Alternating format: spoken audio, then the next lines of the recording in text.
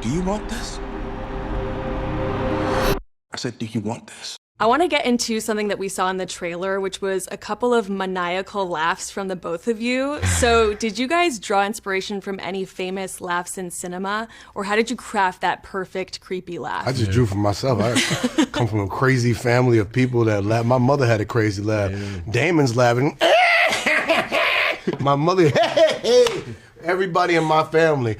Keenan, we have my whole family. Like you go to a Wayans household and it's all crazy laughs. So mine was just came from spirit. A mixture of all of them. I'm insecure about my laugh, so I don't really know what my real laugh is, and that was, I think, the first day of filming. That's a good laugh. Is that your real laugh? No, but Okay. yeah, I'm insecure about my laugh, and that was, I think, the first day of filming. The laugh you see me in the little suit, and so I just kind of channeled a Joker of some sense. I wouldn't say a specific one, but I just kind of went there. So, yeah. Well, you nailed it, and I appreciated the examples that were shown before me right now. You're welcome.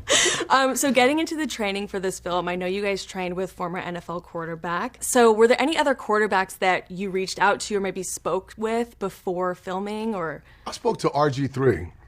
What? Really? I'm sorry. He's on the phone too. Yeah, so I've been around for a while. So RG3 was a fan of mine. So I spoke to RG3 and a few other quarterbacks. I spoke to. You're really gonna be mad about this. Don't piss me off. Oh boy. Jamal. Jamal. Yeah. What? I spoke to him. Wow. What? Yeah. He's mad. He get tight. I did. I spoke to him. So I reached out to my small pool of people I knew. Okay, small pool, casual. And he met Josh Allen. How about that? Well, yeah, I met Josh Allen briefly. I trained with Jordan Palmer. Who just beat Lamar Jackson by 1 point. Lamar, get your weight up. Come on, brother. 1 point. Not too much on the Florida boys. All right, yeah. Anyways, I love Lamar. That's yeah, my me guy. too. But yeah, I got to speak with Josh Allen briefly, but I think Jordan Palmer was the most I spoke to, and then he allowed me to speak with Joe Milton, who's in the league right now, and he was going into the NFL draft. So it was cool to mirror an experience where a college quarterback was prepping for that draft process. Definitely. And getting to speak with these athletes, like, have any of them given their perspective on what they think the film is going to be, or has it been screened for any of them? What do you think? Not yet, and I think they're going to lose their mind. Yeah. They're going to be like, yo, this is a great representation of spiritually, mentally, and even business-wise what we go through. And I love the message of the movie is like, it's how hard much are you willing to sacrifice, but what are you willing to hold on to? And that's your integrity. Yeah, Absolutely. And a lot of my former teammates have reached out, and they're really excited for the film. And I know, like you said, they're going to be blown away. And I think they're going to love the integrity that we held with the football training. And I think it's just the right balance about football and the rest of the story. Where if you love football, you'll love this film. If you don't love football, you'll love this film. And all the kids I used to play street football with, they've been calling me up too, Spanky in them, and they said they can't wait. Tackle football on the street. Yeah, so we did it hardcore. Yeah. Well, speaking of what you're willing to sacrifice, we always talk about the GOATs in pop culture, whether it be athletes, musicians, artists. Do you agree with the sacrifices needed to be made to get to that level? And what has it taken you both to get to your level of greatness today? I do agree with them. I think you have to. I've sacrificed a lot. I've spent a lot of time on the stage. I've spent a lot of time writing movies. Thankfully, a lot of work that I have done in the past, I've worked with my family. So I'm doing what I love with who I love. Time is the most valuable asset that we're gonna have. It's time, and it's so precious, but I love my art. And if you love me, then you're gonna be around me while I'm doing my art. So yes, sacrifice is what you dream for. You wanna live a dream, you gotta work for it. Yeah. Two different generations here. I think there's a healthy balance. I think you can really pursue. Damn Gen Z kid. He's like, I'm out.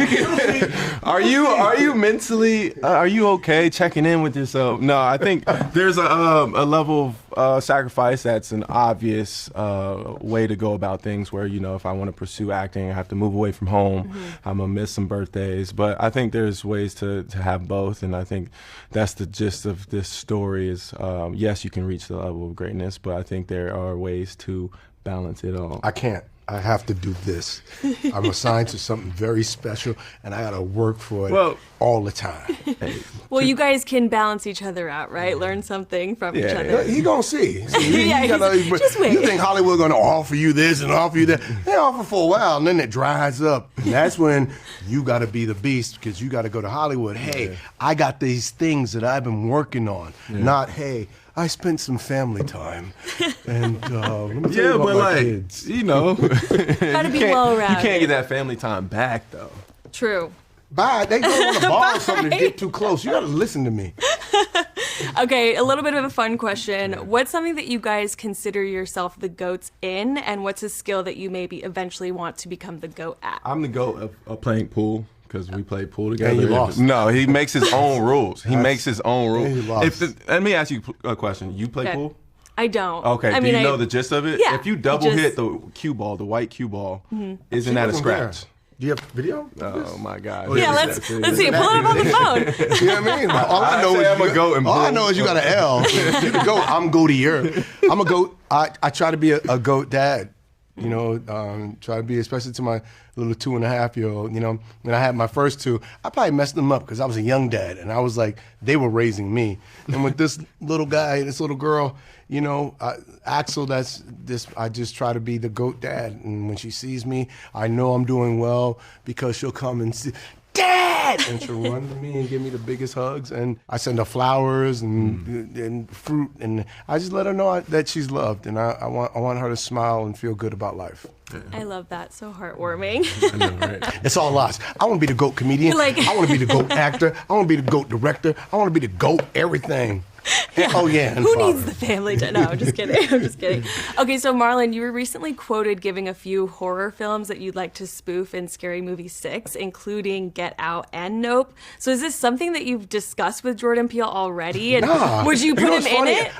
They just asked me what movies I would do. When I mentioned, I don't know if those are the ones I'm doing. Okay. I said, but these are the ones that could be done. I'm trying to stay away from the Jordan Peele. No, not at all. Okay, cool. So you're trying to stay away from because Jordan Peele? makes great movies. But if I could go, hey, here's a funny way to flip that, I will do that. Everybody's for the taking. You know, Weapons is for the taking. Him. I actually wrote something for him, but I don't know if I'm going to put it in. I know what you did last summer. Oh, yeah. I got to get you in there and kill you. What's harder, the maniacal laugh or the shorty laugh? Definitely the shorty laugh. Snap, son. Yo, nah, son, you doing it wrong. That was my first time ever trying. That was good. I won't ever do that again. You ain't even doing it right, son. We on camera. This is candid camera. If you want to transcend the game, you have to dig deep. So when you first read your character Elsie on the page, what was it about her that made you feel like you could really embody her? What did you recognize in her? You know, she's very determined. She's very empowered. I feel like, you know, she lets the men around her think that they're the boss, but she's really the boss in a way. And she's just, she just knows how to play the game. And I can respect that 100%. And I also love the looks that you were serving, the makeup, the hair, the outfits. Did you have any input into styling Elsie? And what look of hers made you feel like was most like her? Yes, the styling was definitely very collaborative. We had an incredible costumer, and, you know, obviously it's important that an actor feels good and what they're wearing and they can believe it. I would have to say I did love the finale dress with the horns and the silk.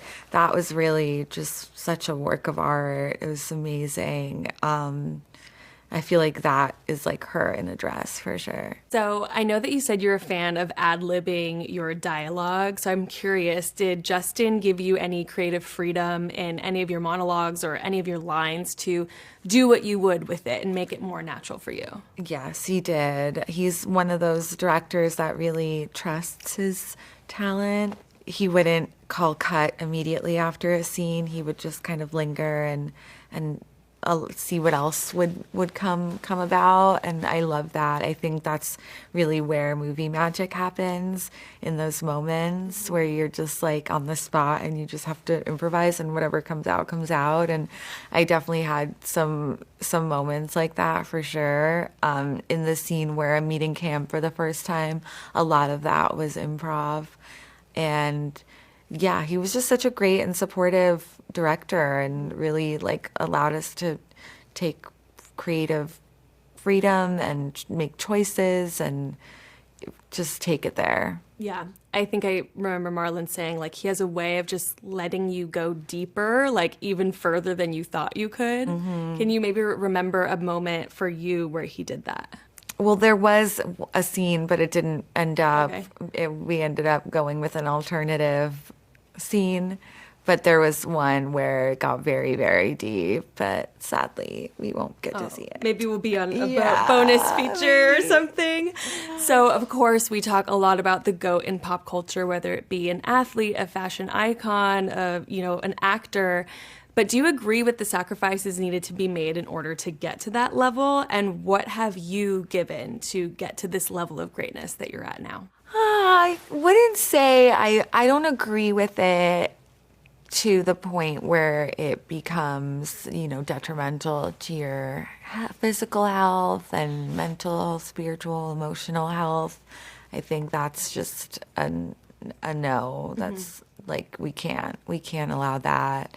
But I know that a lot of people do, and they do feel the pressure to outdo themselves every time. And I can imagine that is just not a way to live, I mean, for me personally, I would say the only real sacrifices I've made is my time and, time away from my son and time away from other, hobbies and passions and things like that. But I can't say that I've really sacrificed further than that. Yeah. Well, time is everything, right? So that's definitely enough. Yeah. And, the cool thing about this movie is it's kind of like pulling back the curtain of what it means to get to that level of greatness. So for you being in this film, has it changed the way that you look at some personal greats in your life? Yes and no.